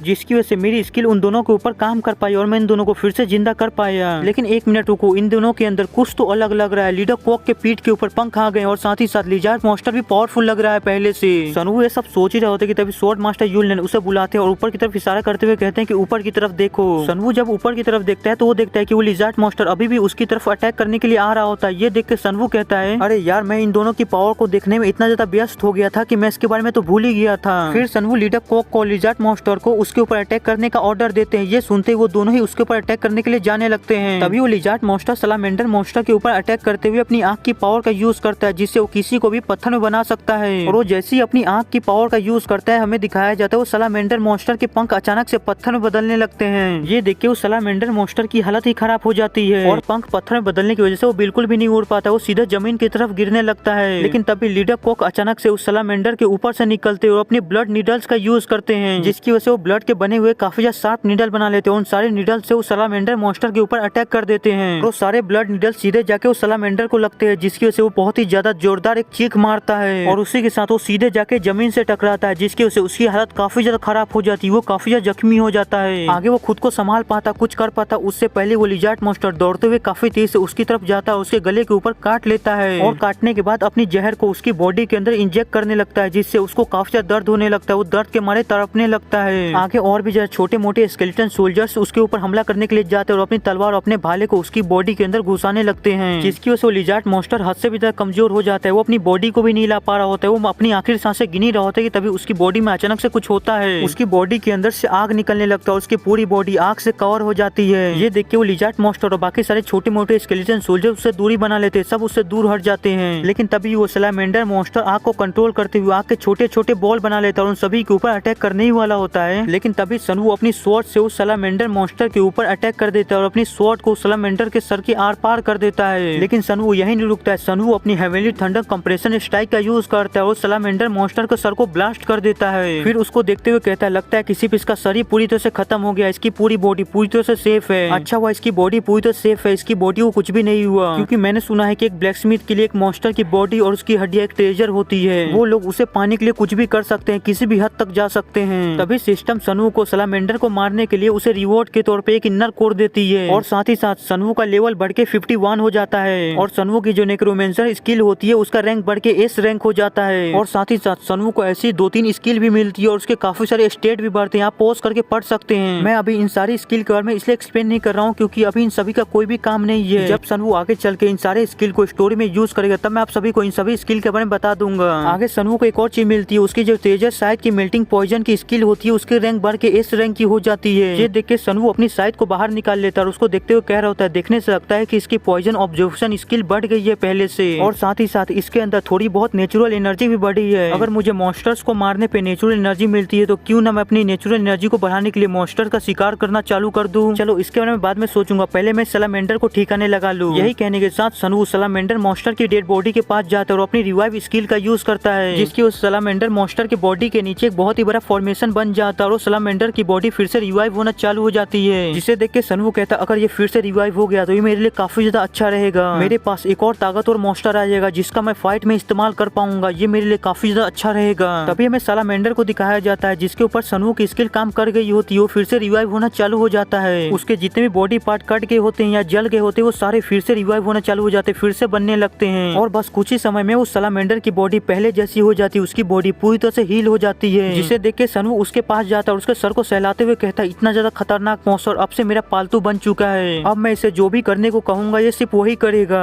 तभी सनवू को सलामेंडर की स्टेटस विंडो दिखाई जाती है जहाँ उसे बताया जाता है सलामेंडर का लेवल 68 होता है और वो एक ग्रेट मॉन्स्टर होता है, उसके सारे स्टेट काफी ज्यादा हाई होते हैं। जिसे देख के सनवू कहता है, सच में ये काफी ज्यादा पावरफुल है, इसके स्टेट काफी ज्यादा हाई है, मैं इसकी एट्रीब्यूट को देख के ये कह सकता हूँ कि ये मेरे सबसे ज्यादा पावरफुल लोगों में से एक है। लेकिन जबकि सब चीज यहाँ पे ठीक हो चुकी है तो मुझे इन सभी को वापस भेज देना चाहिए। कहने के साथ सनवू उन सभी को वापस भेज देता है और उन सभी को वापस भेजने के बाद कहता है, जबकि मैंने थर्ड ट्रायल को पास कर लिया है तो अभी तक कोई भी दरवाजा क्यों नहीं अपेयर हुआ है। अभी तक तो कोई दरवाजा अपेयर हो जाना चाहिए था जिसकी मदद से हम यहाँ से आगे जा सके। लगता है कि यहाँ पे ऐसा और भी कुछ है जो मुझे कंप्लीट करना होगा, उसके बाद ही दरवाजा अपेयर होगा। सनवू ने उस सलामेंडर मॉन्स्टर को मार दिया था लेकिन उसके बाद भी वहाँ पे कोई भी गेट अपेयर नहीं हुआ था। सनवू को वहाँ से कोई भी जाने का रास्ता नहीं मिल रहा था, जिसकी वजह से सनवू वहाँ पे देखने लगता है कि आखिरकार ऐसा क्या बाकी है जिसकी वजह से कोई भी गेट अभी तक अपेयर नहीं हुआ है। वो चलते चलते एक पत्थर के पास आता है। उस पत्थर के पास जैसे ही सनवू आता है उसे कुछ अजीब सा महसूस होता है। सनवू जैसे उस पत्थर के ऊपर हाथ रखता है, सॉरी वो पत्थर नहीं दीवार है, जैसे सनवू उस दीवार के ऊपर हाथ रखता है तो उसे पता चलता है कि ये दीवार कोई असली दीवार नहीं है बल्कि इस दीवार को एक फॉर्मेशन की मदद से बनाया गया है। ये फॉर्मेशन से बनी हुई एक दीवार है। ये जानते ही सनवू अपनी पावर का इस्तेमाल करता है और उस फॉर्मेशन को तोड़ देता है, जिसकी वजह से वो दीवार भी टूटने लगती है। आगे वो दीवार पूरी तरह से टूट जाती है। सनवू अंदर जाते हुए सोच रहा होता है, मुझे लगता है कि इस जगह पे दुनिया के सबसे बड़े फॉर्मेशन मास्टर सेंग झा उसकी लाश छुपी हो सकती है या उसकी कोई मार्शल आर्ट की बुक। यही सब सोचते सोचते सनवू उस गुफा के बिल्कुल एंड के पास पहुंच जाता है। सनवू वहाँ पे जैसे ही पहुंचता है तो वो देखता है कि वो जगह पूरी तरह से खाली है, वहाँ पे कुछ भी नहीं है और आगे का रास्ता भी ब्लॉक है। जिसे देख के सनवू कहता है, यहाँ पे तो कुछ भी नहीं है, ना कोई स्केलेटन ना कोई मार्शल आर्ट की बुक, ये जगह तो पूरी तरह से खाली है। लेकिन तभी सनवू को पीछे से आवाज आती है, तुम जिसके स्केलेटन के लिए यहाँ पे आए हुए स्केलेटन तुम्हें यहाँ पे नहीं मिलने वाला है। अचानक वहाँ पे किसी की आवाज सुन के सोनवू चौंक जाता है। वो जल्दी से अपनी एनर्जी को रिलीज करते हुए अपनी स्वॉर्ड को निकालने लगता है और फाइट के लिए तैयार होने लगता है। और वो जैसे पीछे मुड़ता है तो वो देखता है कि उसके पीछे एक ओल्ड मैन होता है जो उसे देख के कहता है, यंग बॉय तुम्हें इतना ज्यादा डरने की जरूरत नहीं है, मैं तुम्हें कोई नुकसान नहीं पहुंचाने वाला हूँ और मुझे ये भी पता है कि तुम इस दुनिया के नहीं हो, तुम बल्कि दूसरे दुनिया के हो। ये सुनकर सोनवू हैरान हो जाता है। वो अपनी एनर्जी को बंद करते हुए सोचता है क्या ये जानता है कि मैं इस जगह पे रिकार्नेट हुआ हूँ। यही सोचकर सोनवू उस ओल्ड मैन से पूछता है क्या तुम वही दुनिया के सबसे बड़े फॉर्मेशन मास्टर हो सेंगजा। सेंगजा कहता है तुम इसका जवाब पहले से ही जानते हो तो आखिरकार तुम मुझसे ये सवाल क्यों पूछ रहे हो। आगे सेंगजा कहता है जब मैंने हेवन की एनर्जी को पढ़ा था तब वहाँ पे मुझे एक भविष्यवाणी दिखी थी। उस भविष्यवाणी में ये था कि अगर मैंने यहाँ पे अपने स्केलेटन को छोड़ा तो मुझे एक बहुत ही पेनफुल जिंदगी जीने को मिलेगा और साथ ही साथ एक समय के बाद यहाँ पे एक यंग डीमन आएगा जो मुझे अपना गुलाम बना लेगा। ये सब सुन के सोनवू सोचता है लगता है कि वो मेरी ही बात कर रहा है, वो बिल्कुल भी झूठ नहीं कह रहा है। आगे सेंगजा कहता है यंग मैन तुम्हें इतना ज्यादा चिंता करने की जरूरत नहीं है, मैं तुम्हें बिल्कुल भी नुकसान नहीं पहुंचाऊंगा। मुझे तुम्हारी उस पावर से कोई भी नफरत नहीं है जो मुर्दों को फिर से जिंदा कर सकती है, क्योंकि मैं जानता हूँ भले तुम्हारी पावर काफी ज्यादा इविल है लेकिन तुम इविल नहीं हो, तुम एक काफी ज्यादा अच्छे इंसान हो। इसी की वजह से मैं तुम्हें अपनी पावर देना चाहता हूँ। क्या तुम मेरी पावर को लेना चाहते हो? अगर तुम्हें मेरी पावर नहीं चाहिए तो तुम मना कर सकते हो, मैं तुम्हें इस चीज के लिए बिल्कुल भी फोर्स नहीं करूंगा, तुम्हारी चॉइस है ये मेरी पावर लेना या ना लेना। ये सब सुन के सोनवू बिना कुछ सोचे समझे सेंगजा का हाथ पकड़ लेता और उससे कहता नहीं चाहिए मुझे तुम्हारी पावर। ये सुनकर सेंगजा कहता चलो जबकि तुम इस चीज के लिए मान गए हो तो मैं तुम्हें अपनी पावर ट्रांसफर करने वाला हूँ अभी। यही कहकर सेंगजा अपनी पावर सोनवू को देने लगता है और देते हुए सोनवू से कहता है कोई भी ऑर्डिनरी इंसान मेरी पावर को हैंडल नहीं कर सकता है, न मेरी पावर को समझ सकता है, क्योंकि मेरी फॉर्मेशन की पावर काफी ज्यादा कॉम्प्लिकेटेड है, इसकी वजह से कोई भी ऑर्डिनरी इंसान उसे नहीं समझ सकता है। इसी की वजह से मैं अपनी टेक्निक्स को दो हिस्सों में बांटूंगा फिर तुम्हें ट्रांसफर करूंगा। पहला होगा इस दुनिया की सारी फॉर्मेशन को तोड़ने की पावर। यही कहकर सेंगजा उसके अंदर वो पावर डालने लगता है जिसकी वजह से सोनवू के पास सिस्टम से काफी सारी नोटिफिकेशन आने लगती है जहाँ सिस्टम उसे बताता है प्लेयर को एक नई स्किल ऑब्टेन हुई है जिसका नाम है फॉर्मेशन डिस्ट्रक्शन और साथ ही साथ प्लेयर को marshal book hidden record of the all thing भी ऑब्टेन हुई है। आगे सेंगजा सोनवू से कहता है प्लीज ये hidden book of the all thing किसी ऐसे इंसान को देना जिसके पास ट्रैप और फॉर्मेशन की काफी ज्यादा नॉलेज हो और वो मेरे जितना ही टैलेंटेड हो कम से कम, ताकि वो मेरी सारी टेक्निक्स को ले पाए और उसे अच्छे से इस्तेमाल कर पाए। ये सब सुन के सोनवू को जुएगन की याद आती है क्योंकि उसके पास काफी ज्यादा अच्छे फॉर्मेशन की और ट्रैप्स की नॉलेज है। आगे सेंगजा वहाँ से जाते हुए कहता है मैं इस दुनिया का फ्यूचर किसी ऐसे इंसान के ऊपर छोड़ के जा रहा हूँ जो किसी दूसरी दुनिया से आया हुआ है, इसलिए प्लीज मुझे निराश मत करना, इस बुक को किसी ऐसे इंसान को ही देना जो इसके काबिल है। और जैसे कि तुमने थर्ड ट्रायल पास करने के लिए सबसे पहले खुद को सामने भेजा ना कि अपने कॉमरेड्स को, वैसे इस दुनिया के इनोसेंट लोगों को बचाना अपने से पहले। अब मैं अपनी सारी चीजों को तुम्हें देके जा रहा हूँ, अपनी उम्मीद अपनी पावर सारी चीजें तुम्हें देके जा रहा हूँ, इसलिए मेरी उम्मीद को तोड़ना मत। सोनवू कहता है तुम चिंता मत करो, मैं इस दुनिया को ब्लड सेक्स से जरूर बचाऊंगा। सेंगजा जैसे ही वहाँ से जाता है वो गुफा कोलैप्स होना चालू हो जाती है, वो गुफा टूट के गिरने लगती है। ये देख के सोनवू जल्दी से उस गुफा से बाहर निकलता है। सोनवू जैसे उस गुफा से बाहर निकलता है वो गुफा कोलैप्स हो जाती है और वहीं पे ढह जाती है। और सोनवू के कॉमरेड्स जैसे ही गुफा ढहने की आवाज सुनते वो जल्दी से दौड़ते हुए अंदर की तरफ आते और सोनवू से पूछते क्या आप ठीक हैं? सोनवू मुस्कुराते हुए कहता है मैं बिल्कुल ठीक हूँ, मुझे कुछ भी नहीं हुआ है और मैंने थर्ड ट्रायल को भी कंप्लीट कर लिया है। फिर हमारा सीन शिफ्ट होता है, टियानमू माउंटेन के ऊपर एक पेड़ का सीन दिखाया जाता है जिस पेड़ के अंदर अचानक से दरारें आने लगती है और दरार बहुत ही बड़ा हो जाता है और वहाँ पे एक रास्ता बन जाता है जिसके अंदर से सोनवू और उसकी टीम बाहर आती है। तभी जुगेगन वहाँ पे देखते हुए कहने लगता है क्लैन लीडर जितनी जल्दी हो सके हम इस वुडन बॉक्स को यहाँ पे गाड़ देते हैं और पेड़ की एक टहनी लेके यहाँ से निकलते हैं, इससे पहले कि वो कमीने बैंडिट्स हमें ढूंढ ले और हमें पकड़ ले। तभी हमें दिखाया जाता है वो लोग एग्जैक्ट उसी जगह पे निकले होते हैं जहाँ पे उन लोगों को उस वुडन बॉक्स को गाड़ना होता है। उस जगह को देख के ऐसा लग रहा होता है कि वो जगह एक कब्रिस्तान है क्योंकि वहाँ पे और भी काफी सारे लोगों की कब्र होती है। तभी सोनवू जुगेगन से कहता है कि हमें इन सभी चीजों की जरूरत नहीं है। जुगेगन कहता है ये काफी ज्यादा अच्छा डिसीजन है क्लैन लीडर, क्योंकि हेवनली फेवर बैंक को ये कैसे पता चलेगा कि हमने इस वुडन बॉक्स को यहाँ पे गाड़ा है कि नहीं। हमें तो बस डिवाइन ट्री की एक ब्रांच की जरूरत है जिससे हम उन्हें साबित कर सके कि हमने इस वुडन बॉक्स को यहाँ पे गाड़ा है। तो इस बॉक्स को छोड़िए और हम इसे गाड़ते नहीं है, हम बस डिवाइन ट्री के ब्रांच को लेते हैं और वहाँ से जल्दी से निकलते हैं। सोनवू कहता है हमें डिवाइन ट्री के ब्रांच की भी कोई जरूरत नहीं है। जुगेगन कहता है तो हम हेवनली फेवर बैंक को ये साबित कैसे करेंगे कि हमने इस वुडन बॉक्स को यहाँ पे गाड़ा है, हमें हेवनली ट्री के ब्रांच की जरूरत पड़ेगी ये साबित करने के लिए। वो इतना कहता है कि तभी जुगेगन किसी चीज को देख के काफी ज्यादा घबरा जाता है। हमें दिखाया जाता है काफी सारे लुटेरे उनकी तरफ दौड़ते हुए आ रहे होते हैं और वहीं पे उन सभी का लीडर सोच रहा होता है जब हमारे बॉस को ये न्यूज मिली थी कि यून क्लैन के कुछ लोग हमारे टियानमू माउंटेन के ऊपर घुसने की कोशिश कर रहे हैं, इसकी वजह से उन्होंने पूरे जंगल को छान मरवाया था, लेकिन हमें जंगल में कोई भी नहीं मिला था जिसकी वजह से हमें लगा था कि यून क्लैन वापस लौट गया है। लेकिन अचानक ये सारे कमीने यहाँ तक कैसे पहुँच गए। यही सोचकर वो सोनवू और सोनवू के स्क्वाड से काफी ज्यादा गुस्से में चिल्ला के कहता है आखिरकार तुम सभी कमीनों की हिम्मत कैसी हुई हमारे होली प्लेस पे आने की और वहाँ पे कदम रखने की, जबकि तुम सभी लोगों ने हमारे होली प्लेस पे कदम रख ही दिया है, तो तुम सभी में से आज कोई भी यहाँ से जिंदा बच के नहीं जाएगा।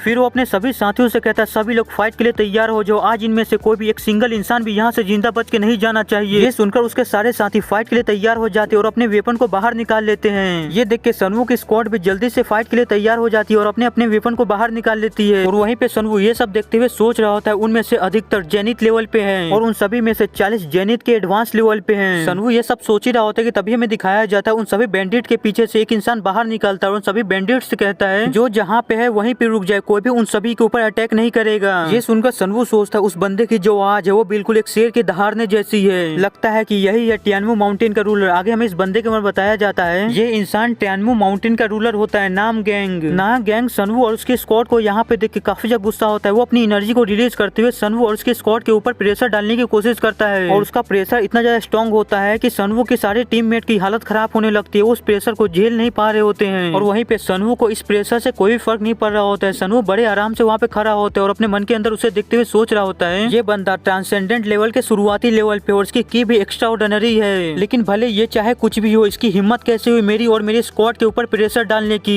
फिर सनवू भी अपनी एनर्जी को रिलीज करता है। अपनी एनर्जी को रिलीज करते हुए उसकी एनर्जी को काउंटर करने लगता है और उन दोनों की एनर्जी का बहुत ही जोरदार क्लैश हो रहा होता है। वो दोनों ही एक दूसरे की एनर्जी को ब्लॉक कर रहे होते हैं और काउंटर कर रहे होते हैं। तभी नागैंग दिखता है कि उसकी जो एनर्जी होती है वो सनवू से टकरा नहीं होती है बल्कि सनवू के पास जाके उसे डिफ्लेक्ट हो जा रही होती है, जिसे देख के नागैंग कहता है मेरी जो एनर्जी है इस बंदे के पास जाके डिफ्लेक्ट हो जा रही है, इसे टकरा नहीं पा रही है। ये बच्चा सच में इंटरेस्टिंग है, इसके अंदर कुछ तो बात है। और वहीं पर इन पीछे खड़ी होकर ये सब देखते हुए सोच रही होती है अगर हम इसे फेस टू फेस लड़ते हैं तो हमारे जीतने का कोई भी चांस नहीं है, क्योंकि हमें साफ तौर पे देख सकते हैं कि हम उनसे नंबर्स में और पावर में काफी ज्यादा कम हैं। अगर इस तरह हम उनसे लड़ेंगे तो हम में से कोई भी जिंदा नहीं बचेगा, हर एक कोई यहाँ पे मारा जाएगा। क्या मुझे यहाँ पे सभी लोगों की जान बचाने के लिए ये रिवील कर देना चाहिए कि मैं मुरीम एसोसिएशन से जुड़ी हुई हूँ? अगर मैंने ऐसा किया तो वो लोग बिल्कुल भी हमें नहीं मारेंगे, क्योंकि वो लोग मुरीम यूनियन से कभी भी पंगा नहीं लेना चाहेंगे, जिसकी वजह से हम सभी की लाइफ यहाँ पे बच जाएगी। लेकिन इसके बाद मुझे अपनी पूरी लाइफ शर्मिंदगी में गुजारनी होगी, क्योंकि मैं मुरीम यूनियन से होकर एक क्लैन के अंदर एक स्टैंड बाय का काम कर रही हूँ। लेकिन मेरा ऑनर यहाँ पे जितने भी लोग हैं उन सभी की लाइफ से ज्यादा नहीं है, इसलिए मैं अपनी पहचान को यहाँ पे रिवील करने वाली हूँ। अभी रिन जैसी अपनी पहचान को रिवील करने आती है तभी सनवू चिल्ला के कहता है मेरा नाम है यून सनवू और मैं यून क्लैन का लीडर हूँ। ये सुनकर नागैंग कहता है तुम्हें ऐसा क्यों लगता है कि मुझे तुम्हारे नाम से कोई फर्क पड़ने वाला है? मुझे उस कमीने का नाम जानने में कोई भी इंटरेस्ट नहीं है जो उस घटिया से वुडन बॉक्स को यहाँ पे दफनाने आया है। यही कहकर नागैंग टेलीकिनेसिस पावर से सनवू के हाथ से उस वुडन बॉक्स को छीन लेता है और उस वुडन बॉक्स को अपने पास ले लेता है। ये देख के रिन सोचती है तो की टेलीकिनेसिस है, इसका तो सिर्फ वही लोग इस्तेमाल कर सकते हैं जिन्होंने असेंडेंट लेवल को रीच कर लिया हो। आगे नागैंग काफी गुस्से में सनवू से कहता है तुम कमीने कहीं के, तुम्हारी हिम्मत कैसे हुई अपने गंदे कदम हमारे होली लैंड पे रखने की? तुम अपने लालच की वजह से यहाँ पे आए हो और तुम्हें अपनी लालच की कीमत अपने जान से चुकानी होगी। ये सुनकर सनवू कहता है सीनियर मुझे लगता है कि आपको कुछ गलत फहमी हो गई है। नागैंग पूछता कि मुझे किस तरह की गलत फहमी हो गई है, तुम्हारे कहने का मतलब क्या है? सनवू कहता मैं यहाँ पे हेवनली फेवर बैंक के मिशन को पूरा करने के लिए नहीं आया हूँ। नागैंग पूछता कि फिर तुम यहाँ पे किस लिए आए हो? सनवू कहता है मैं यहाँ पे आपको कुछ बताने के लिए आया हूँ। ये सुन के नागैंग कहता कि तुम क्या बकवास कर रहे हो? क्या तुम्हें सच में ऐसा लगता है कि तुम यहाँ पे ऐसा कुछ बोलोगे तो मैं तुम्हारी लाइफ को छोड़ दूंगा और यहाँ से जिंदा जाने दूंगा? अगर तुम्हें सच में ऐसा लगता है तो तुम्हें ये भूल जाना चाहिए। मुझे लगता है कि तुम्हें अपनी स्वॉर्ड निकाल के मुझसे लड़ाई करनी चाहिए। अगर तुम मुझसे फाइट में जीत गए तो तुम यहाँ से जिंदा जा पाओगे। सनवू कहता है मुझे लगता है कि मेरे पास और कोई रास्ता नहीं, आप मेरी बात को नहीं मानने वाले, इसलिए मुझे फाइट करना ही होगा। यही कहने के साथ सनवू अपनी स्वॉर्ड को निकालने लगता है और अपनी स्वॉर्ड को निकालने के बाद फाइटिंग पोजीशन को लेते हुए कहता है अगर ये जूनियर आपके 10 हमलों को झेल गया तो क्या आप इस जूनियर की बात को सुनेंगे? नागैंग कहता ठीक है, अगर तुमने मेरे 10 हमलों को झेल लिया तो मैं तुम्हारी बात को सुनूंगा, लेकिन मेरे हिसाब से ऐसा कभी भी नहीं होगा, क्योंकि मैं अपने एक ही अटैक में तुम्हें यहीं पे खत्म कर दूंगा, तुम बेवकूफ लड़के कहीं के। यही कहने के साथ नागैंग सनवू के ऊपर अटैक करने के लिए जाने लगता है और सनवू के पास पहुंच के अपनी divine fist of the thunder का यूज करता है और नागैंग जैसे इस अटैक का यूज करता है नागैंग के काफी सारे एनर्जी से बने हुए हाथ बन जाते हैं। इस अटैक को ब्लॉक करने के लिए सनवू भी अपना एक बहुत ही ज्यादा पावरफुल हमला करता है। नागैंग सनवू के ऊपर एक बहुत ही ज्यादा पावरफुल अटैक करता है, जिसे देख के सनवू भी अपना काफी ज्यादा पावरफुल अटैक करता है उसे काउंटर करने के लिए। सनवू के अटैक को पावर को फील करके नागैंग सनवू को देखते हुए सोचता ये छोटा सा कमीना लड़का, इसने पहले इतनी छोटी सी उम्र में ट्रांसेंडेंट लेवल को रीच कर लिया है। ये कोई साधारण सी बात नहीं है कि इतनी छोटी सी उम्र में ट्रांसेंडेंट लेवल पे पहुंच जाना। बड़े बड़े जीनियस को भी यहाँ पे पहुंचने में काफी ज्यादा मुश्किल होती है और वो अपनी क्लैन की मदद से यहाँ तक पहुंचते हैं, जो उनको पीछे से रिसोर्सेज देते हैं, उनको कल्टीवेशन कराने में काफी ज्यादा मदद करते हैं। और वहीं पे हमें सनवू को टीम को दिखाया जाता है जो सनवू और नागैंग की फाइट को देखते हुए काफी ज्यादा हैरान हो रहे होते हैं और उन दोनों को देखते हुए कह रहे होते हैं ये दोनों ही काफी ज्यादा पावरफुल है, इनके अंदर से निकलने वाला एनर्जी वो हद से भी ज्यादा पावरफुल है। यहाँ यहाँ तक कि हमें सांस लेने में भी यहाँ पे प्रॉब्लम हो रही है इन दोनों की फाइट के बीच में। और वहीं पे उन बैंडिट्स का कैप्टन भी उन दोनों को देखते हुए सोच रहा होता है वो लड़का सच में हमारे हेड आउट लीडर से फेस टू फेस फाइट कर पा रहा है। मैं देख सकता हूँ कि हमारे हेड आउट लीडर अपनी पावर को कंट्रोल कर रहे हैं, वो अपनी पूरी पावर को रिलीज करके नहीं लड़ रहे हैं, क्योंकि अगर उन्होंने यहाँ पे अपनी पूरी पावर को रिलीज किया तो उनकी एनर्जी के प्रेशर की वजह से यहाँ पे जितने भी कबर है उन सभी को नुकसान पहुंच सकता है या पूरी तरह से डिस्ट्रॉय हो सकता है। इसी की वजह से हेड आउट लीडर अपनी फुल पावर के साथ नहीं लड़ रहे हैं, वरना वो लड़का उनके सामने बिल्कुल भी नहीं टिक पाता, क्योंकि एक एसेंडेंट और एक ट्रांसेंडेंट में बहुत ही बड़ा ताकत का गैप होता है। लेकिन भले ही हमारे हेड आउट लीडर अपनी पावर को कंट्रोल कर रहे हैं, लेकिन फिर भी वो लड़का भी कमजोर नहीं है, क्योंकि कोई भी नॉर्मल ट्रांसेंडेंट हमारे हेड आउट लीडर के सामने इतनी देर तक नहीं टिक सकता है, क्योंकि हमारे हेड आउट लीडर की इनर की जो है वो कम से कम 3 सर्कल तक होगी। और इसके बावजूद भी वो लड़का हमारे ग्रेट हेड आउट लीडर के पंचेस को बिना किसी इंटरनल डैमेज के बाद रोक पा रहा है। और वहीं पे हमें सनवू को दिखाया जाता है जिसे नाग गैंग के साथ लड़ने में काफी ज्यादा प्रॉब्लम हो रही होती है। वो नाग गैंग को देखते हुए सोच रहा होता है ये आदमी जितना मैंने सोचा था उससे भी कहीं ज्यादा पावरफुल है। अगर मेरे पास सेज मेडिकल आर्ट स्किल नहीं होती तो मुझे इससे लड़ने में काफी ज्यादा प्रॉब्लम हो रही होती है। अभी सेज मेडिकल आर्ट की वजह से मुझे एक रीइंफोर्समेंट मिलती है। रीइंफोर्समेंट की वजह से मेरी पोटेंशियल और एनर्जी काफी हद तक इंक्रीज हो जाती है, कम से कम 150%। और ये स्किल का असर सिर्फ अभी 15 मिनट तक ही रहेगा, उसके बाद ये स्किल का असर हट जाएगा। लेकिन उससे पहले ही मुझे इसके ऊपर एक बहुत ही ज्यादा पावरफुल हमला करना होगा। भले ही मेरे पास अभी इतनी ज्यादा की नहीं बची हुई है, मेरी की पूरी तरह से खत्म होने वाली है, क्योंकि मैंने अपनी आधी इनर की उस सलामेंडर मॉन्स्टर को रिवाइव करने में लगा दी थी। इसकी वजह से मेरी आधी की तो उसी समय खत्म हो गई थी।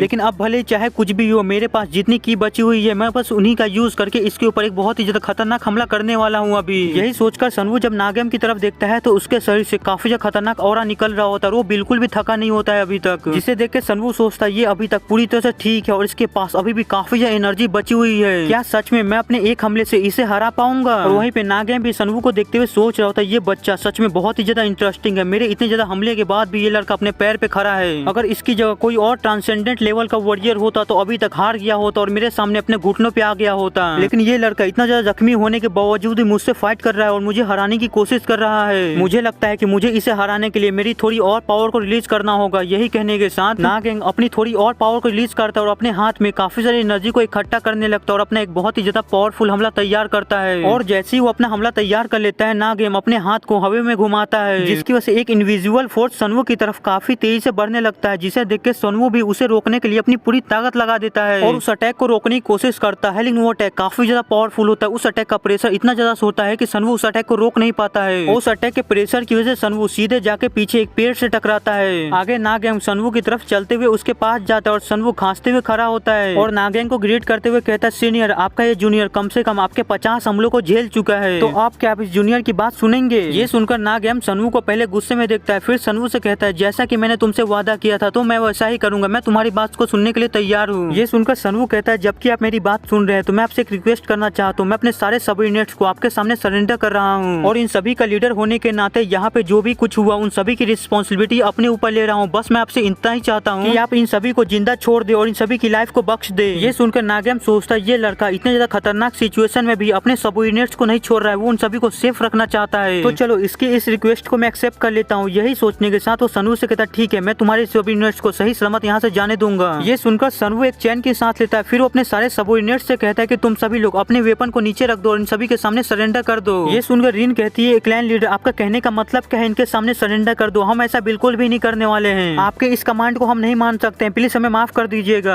ये सुनकर सनवू उन सभी के ऊपर गुस्से में चिल्लाते हुए कहता है मैंने तुम सभी से कहा ना कि अपने वेपन को नीचे रख दो और इन सभी के सामने सरेंडर कर दो। क्या तुम सभी लोग मेरे कमांड को डिसओबे करने वाले हो? जल्दी से अपने वेपन को नीचे रखो, इन सभी के सामने अपने आप को सरेंडर करो। सनवू को ऐसे गुस्से में देख के वो सभी लोग हार मान लेते और अपने वेपन को नीचे रख के उन सभी के सामने अपने आप को सरेंडर कर देते हैं। आगे नागेंग अपने एक बैंडिट से कहता है डियोक, इन सभी लोगों को यहाँ से सही सलामत हमारे हेड आउट के पास लेके जाओ। डियोक कहता है ठीक है हेड आउट लीडर, लेकिन क्या आप यहाँ पे अकेले रहने वाले हैं? नागेंग कहता हाँ तुम बिल्कुल सही हो, मैं यहाँ पे अकेला रुकने वाला हूँ, इसलिए इन सभी को यहाँ से लेके जाओ। ये सुनकर डियोक और सारे बैंडिट्स रिन और उसके सभी लोगों को वहाँ से लेके जाने लगते हैं और वहीं पे हम रिन और बाकी सभी लोगों के चेहरे को देख सकते हैं जो सनवू के इस डिसीजन से बिल्कुल भी खुश नहीं होते, वो काफी ज्यादा गुस्से में होते हैं। फिर हमें कुछ समय बाद का सीन दिखाया जाता है जब सभी लोग वहाँ से चले गए होते हैं, सिर्फ नागेंग और सनवू वहाँ पे बचते हैं। नागेंग सनवू से कहता है तुम्हारे पास सच में काफी ज्यादा अच्छे सबऑर्डिनेट है जो तुम्हें अकेला नहीं छोड़ना चाह रहे थे। सनवू कहता है वो मेरे सबऑर्डिनेट्स नहीं, मेरे काफी ज्यादा अच्छे कॉमरेड्स हैं। ये सुनकर नागेम एक स्माइल करता है। आगे सनवू नागेम से कहता है जबकि सभी लोग यहाँ से चले गए हैं और अब यहाँ पे कोई कबर भी नहीं है, तो तुम्हें अपनी पावर को होल्ड बैक करने की कोई भी जरूरत नहीं पड़ेगी और तुम्हें अब किसी भी चीज की चिंता करने की भी जरूरत जरूरत नहीं पड़ेगी। तो चलो हम अपनी फाइट को फिर से स्टार्ट करते हैं। ये सुनकर नागेम हंसने लगता है और हंसते हुए कहने लगता है, तुम बेवकूफ लड़के कहीं के, तुम्हें सच में लगता है कि तुम मेरी फुल पावर के साथ लड़ पाओगे? आगे नागेम उस वुडन बॉक्स को बाहर निकाल लेता है और सनवू से कहता है, क्या तुम्हें पता था कि ये वुडन बॉक्स अंदर से पूरी तरह से खाली है? मुझे लगता है कि उन मर्चेंट ने तुम्हें बेवकूफ बनाया और तुम्हें मरने के लिए यहाँ पे भेज दिया है। मैं तुम्हें एक मौका देता हूँ, तुम अपने कॉमरेड्स को हमारे हेड आउट से उठाओ और इस माउंटेन से नीचे उतर जाओ। मैं इस इंसिडेंट को ऐसे देखूंगा जैसे कि यहाँ पे कुछ हुआ ही नहीं था।